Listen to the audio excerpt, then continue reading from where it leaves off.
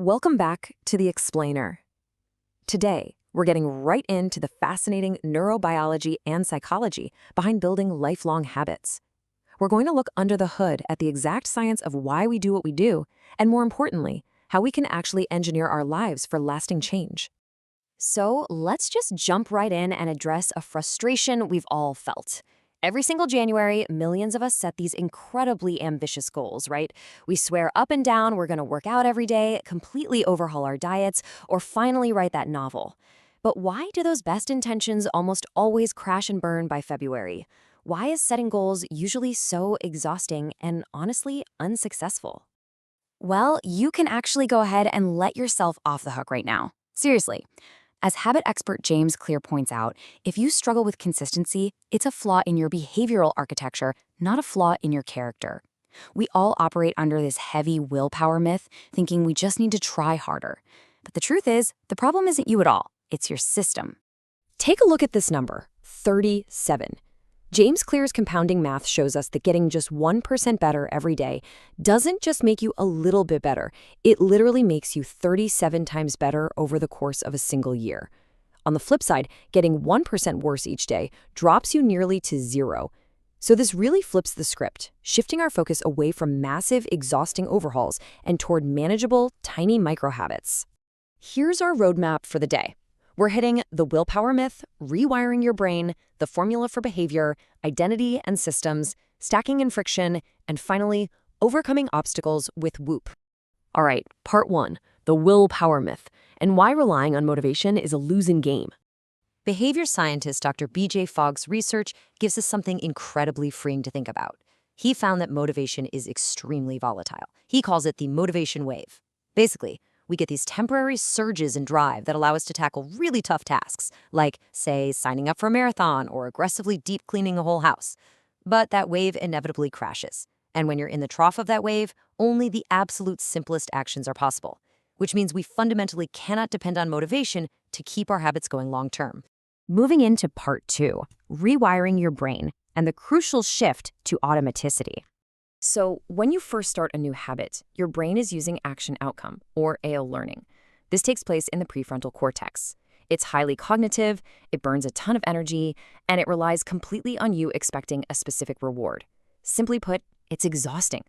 To get to true consistency, we have to transition over to stimulus response, or SR learning, which is run by your basal ganglia. In SR learning, the behavior just becomes automatic. It's triggered by a cue. Your environment prompts the action, and it requires almost zero cognitive load. The ultimate goal is getting those habits out of the tiring prefrontal cortex and into the automatic basal ganglia. That brings us to section 3, the formula for behavior. This is where the Fogg behavior model comes in. It proves that for absolutely any habit to happen, 3 elements has to converge at the exact same time: motivation, ability, and a prompt. Behavior equals MAP. If a behavior doesn't happen, you can bet at least one of those 3 elements was missing. Now, since we already know our motivation is going to fluctuate and drop low, the real secret to this formula is manipulating your ability. Look at this. If your motivation is low and a task is hard, the behavior fails, period. That's the inconsistency zone. The trick is to scale your tasks down so they are incredibly easy. We're talking flossing just one single tooth easy. When it's that simple, it requires almost zero motivation to actually pull off. Section 4, identity and systems. Asking the question, who are you becoming? Think of your behavior change like layers of an onion. Most folks are just obsessing over that outer layer, outcome-based habits. They say things like, I want to lose 30 pounds. But outcome-based habits are fragile. The second you meet the goal, or if you hit a plateau, the behavior just vanishes because your external motivator is gone. Identity-based habits, though, those sit at the deepest core. They're incredibly resilient because the action is just an expression of who you fundamentally are. So instead of saying, I want to lose weight, you tell yourself, I am the type of person who moves every day.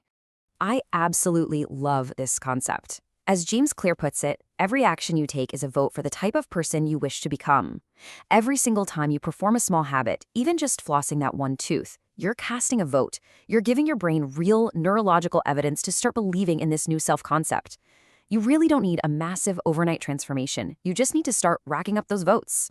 All right, part 5, stacking, and friction, where we engineer that consistency. This ties perfectly into Clear's 4 laws of behavior change. To build a solid habit, you make the cue obvious, the craving attractive, the response easy, and the reward satisfying. And one of the most effective ways to actually pull this off is through habit stacking. You basically anchor a brand new habit onto an existing neurological pathway.